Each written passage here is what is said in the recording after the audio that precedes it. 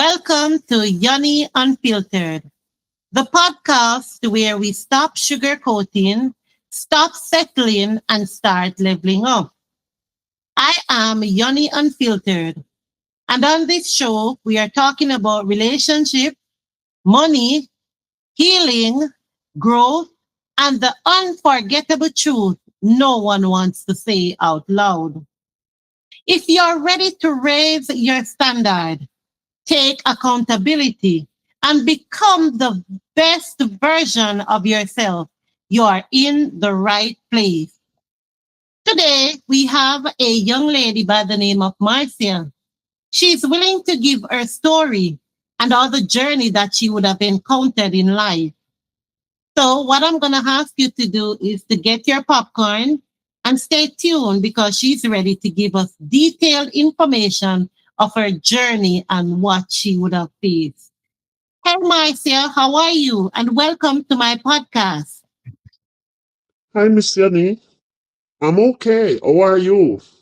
I'm doing fine and I'm happy to Okay. have you. First, I want to say thank you for trusting me with your story. I am really appreciative and I hope that you will find some comfort in whatever your story is all about today. Thank you so much. And I'm also happy to be here. It's been a while now since I wanted to tell this story. When I reached out to you and you accepted for me to come on your program, I was so elated. I wanted was to share my story. Now I wanted people to listen to me, to talk back to me, to criticize me if they may, or whatever. I am willing, I am ready, I can take the criticism, it doesn't matter. And if there is space for them to congratulate me also, I am willing, I am hoping for anything. I was in the process of writing a book. As I have told you before I came on this podcast, I was in the process of writing a book, of which I will still be writing my book. But today, I'm just going to give you a synopsis of what my journey was with that man who had betrayed me, deceived me, lied, cruel to me. Oh my God, he has become my greatest enemy. I didn't know that he was that person because he become somebody that I never even know, even though I was living with him for 40 years. I Wow. must tell you that I met this man when I was 28 years old.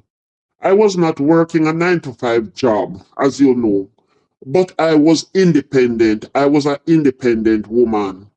I was doing community service politics because I was living in my community. And so I would work with the councillor and the MP of a particular political party. And so we work for them and they work for us. So at times they would say, okay, you can go to the parish council or somewhere and you would get a 2 weeks or a month there and then you would get paid and so on and so forth. So whatever comes up that would be monetary, we would always get something. There was always looking out for us. So that was what I was doing. So I was independent at the time when I met him.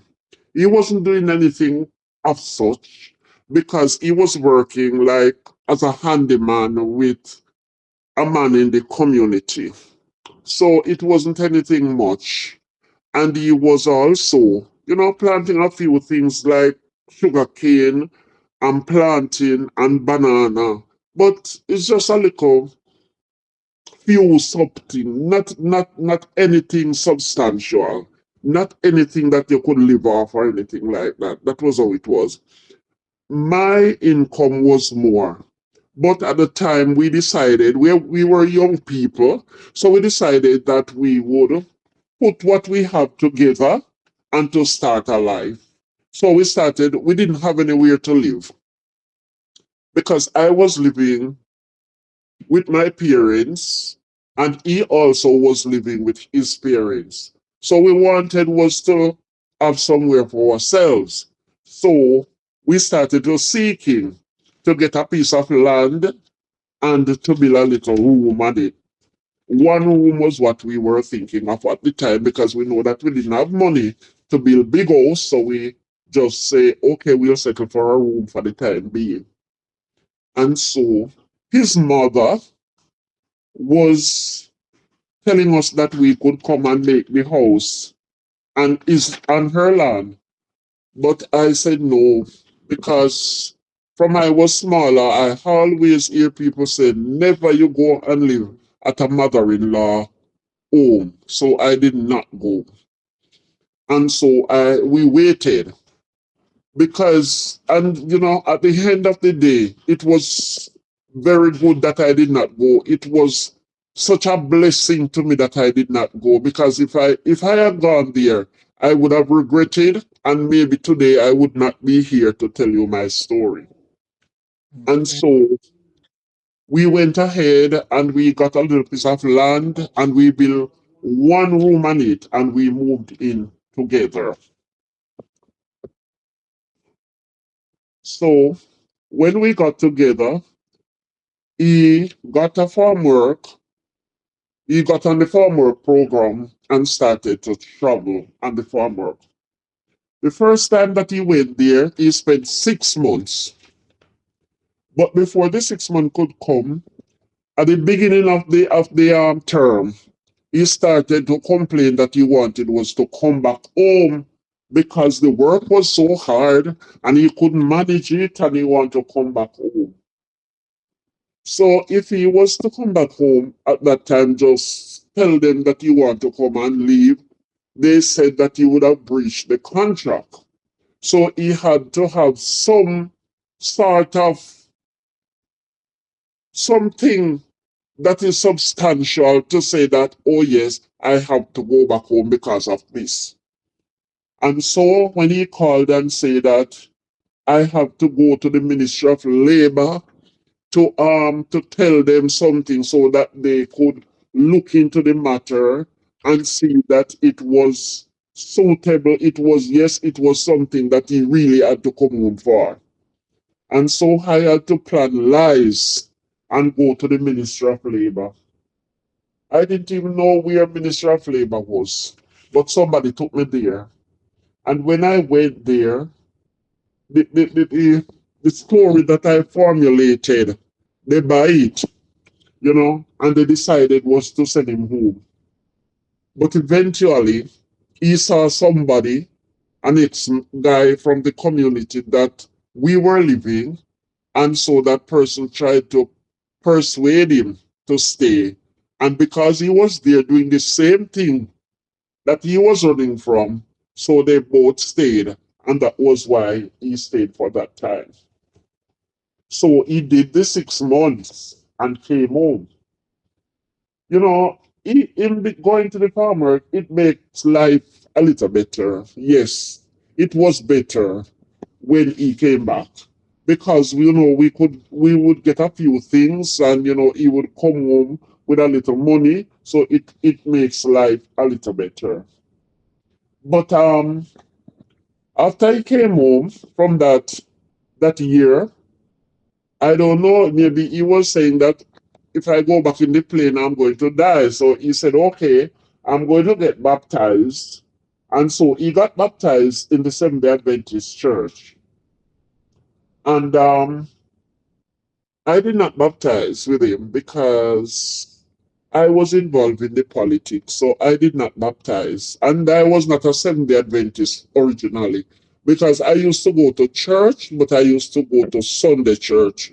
Um, I don't even remember what name, but no. But I I wasn't a Seventh Day Adventist. I wasn't Seventh Day Adventist minded, so I wasn't going to no Adventist church. He was going to church, but after a while, seeing him going to church on Sabbaths, and I would be out there doing whatever I want to do, and so on.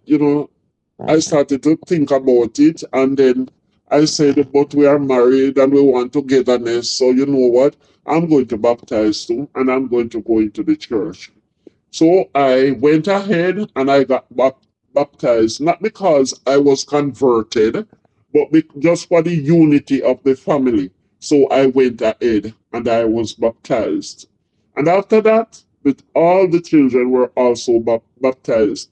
So we had a wonderful little family from there. We were so happy together. Happy family, happy little family. Then I was so happy, because was saying to myself that here we are now, a family that is grounded in the church. So then, great things can be done. So we were going together. My husband was a dedicated elder and head deacon of our church. Sorry. And I tell you, he would see that all the duties of the church were done. When nobody else see the grass um around the churchyard, he would be the one. And if nobody else is willing to go and to help him to cut the grass, he would get up before day in the morning and he would go alone and cut the grass. Water for the pool, he would see to it that it was always ready. Water for the bathroom, he would see to it that it was ready also. Everything, everything. Because of that, I think it was the first, maybe it was the second year after he was baptized. And when the committee met, he got head deacon position. And from that year until about 3 years ago, he held that position. Because he was so dutiful. Nobody had to say anything to him. He knows just what to do, and he go ahead and do it.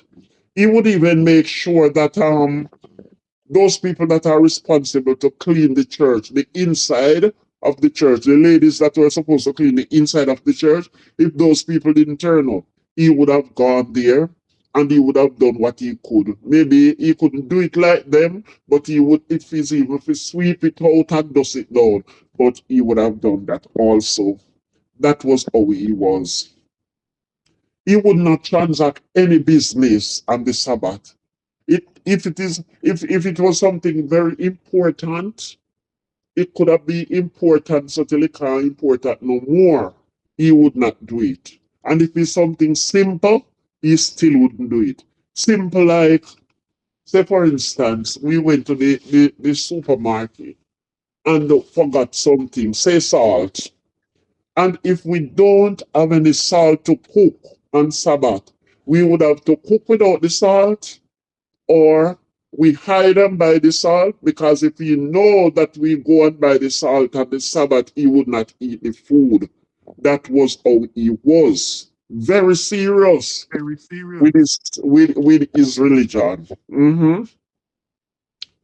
Um, I would say that he was more Christian than I was. Yes, because he was very serious in his religion.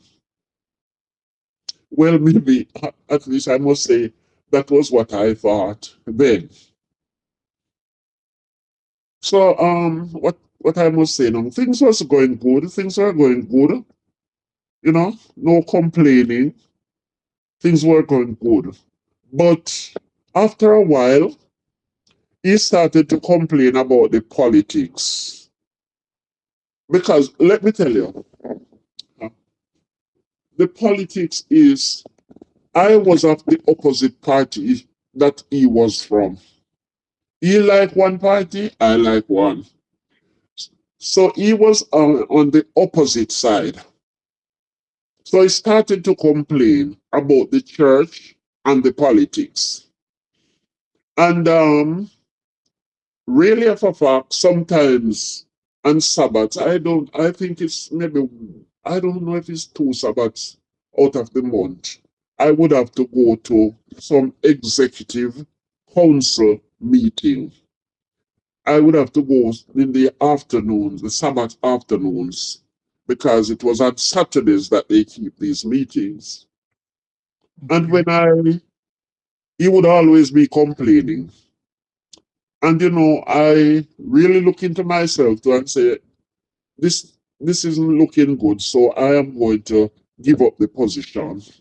So I Right. went ahead and I gave up the position and stopped going to the meeting. Okay. So he was still going on the farm work program. But this time, when he went back on the program, because he said that he was going to do that, he went back on the program. He told the boss that he would not be working on Sabbath anymore, on Saturdays anymore. So they didn't really terminate him from the contract, but the time that he used to spend there drastically reduced. And so little by little, it got down. It went down. Like, all right, he would spend 6 months because he was spending 6 months the first time. Then it would go down and maybe he'll spend 4 or 3 months, and then it come down to 8 weeks, and eventually came down to like I think 6 weeks. Yes, this is 6 weeks, and so that was when, because he said he has a passion for farming. And so then we have to start to put the farming into place now, because we don't have any resources. So we have to put the farming in place now. So he started to try a little harder to plant more things. So we would plant cash crops like tomato, pumpkin, cabbage, and those things. Pak choy and those things, along with banana and plantain and sugarcane and so on. And we would try those things because we have more expenses now, because the children were growing up, so we have more expenses now. Okay. Yes.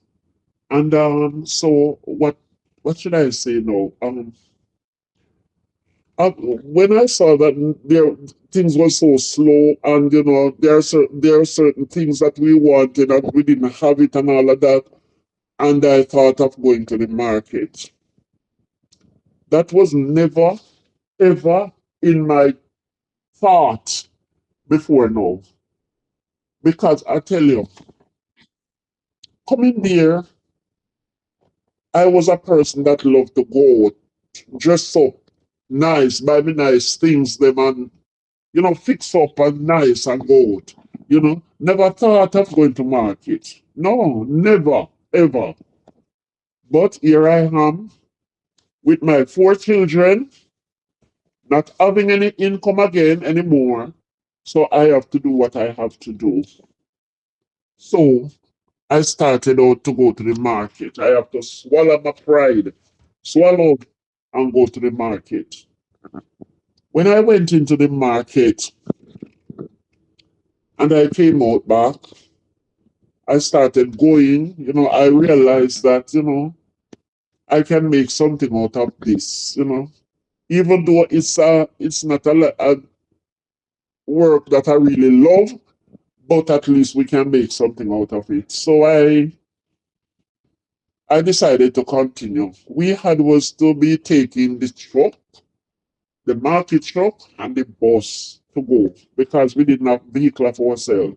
It was very hackling because we have to take the goods to where the bus or the truck would be coming, because it wasn't passing where we live, so we have to take it there. So it was a lot of work. But anyhow, we continued. So during the time going to the market, we tried to join partner, and we save a little money, and we went ahead and take out a vehicle so that we could have a vehicle of our own. So when we got that vehicle now, well, we could take our goods to the market by ourselves. We didn't have to do all of that work that we were doing before. So here we are, could make more money. But he said he would drive. He wasn't going to drive. First he said, that when the vehicle comes, he would drive it. He would help and drive it, so we would work together. When the vehicle came, and I saw that he wasn't making any effort to try to learn to drive it, I asked him, and he said, no, he's not going to drive it because he can't see, so he can't drive it. Okay? And Okay. for the time that we have that vehicle, I think at 2004, we got the vehicle. And the last time that it was driven was 2014. And I may drive it all these years alone. It doesn't matter where we're going, it was always be me. I was driving it. Never yet he did not drive it.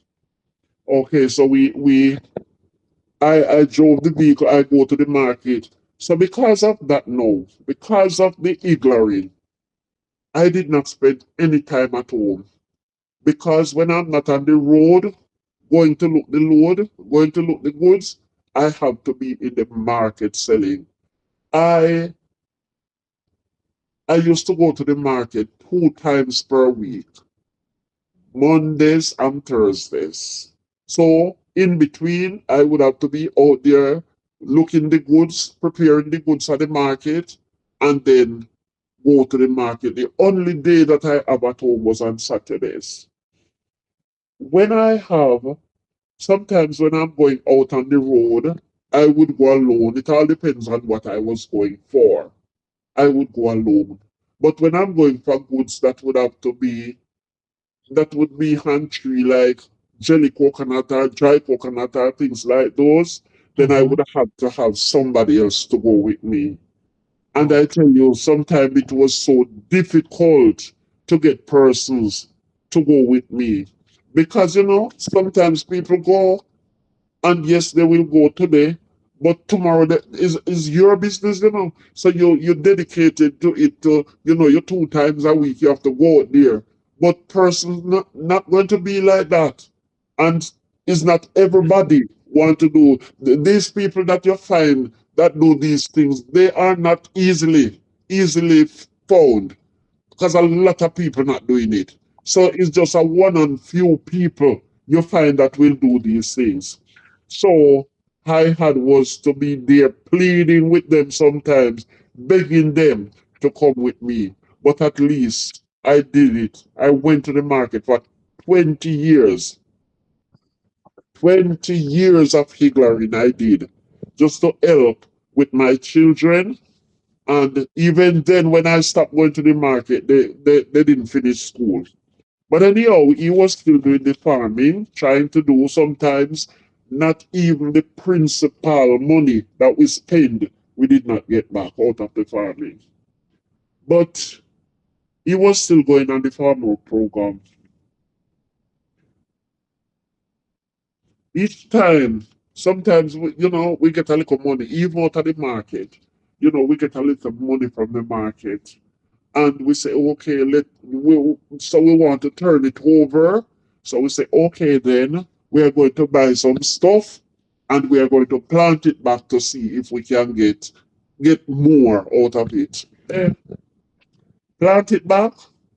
When I not rain, a sun, but something always be there to prevent it from coming. Sometimes you wait and it looks beautiful, it look nice, it look blooming, but close to the time when reaping, something come up, and when the time of reaping, nothing comes from it.